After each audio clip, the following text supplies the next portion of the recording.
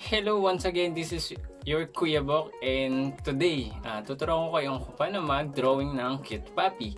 Kung ready ka na at kung bago ka lang sa channel na to, please consider subscribing and hit the notification bell para ma-notify kita sa mga bagong drawing activities. Kung ready ka na, tara, simulan na natin ito.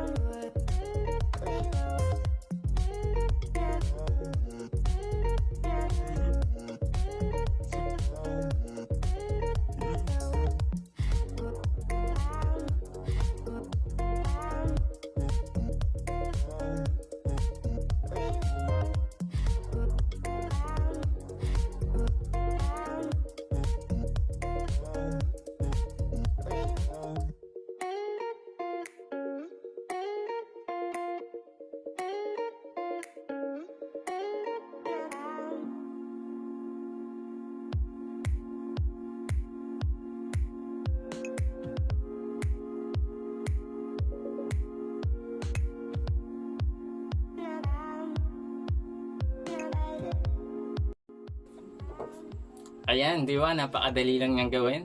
So, kids, friends na nasa bahay ngayon, enjoy lang natin yung enhanced community quarantine at matuto mag-drawing kasama si Kuya Bok. And again, kung bago ka lang sa channel na to, please consider subscribing and hit the notification bell para ma-notify kita sa mga bagong drawing activities. So, hanggang sa muli, see you sa susunod na drawing activities ni Kuya Bok. Bye-bye!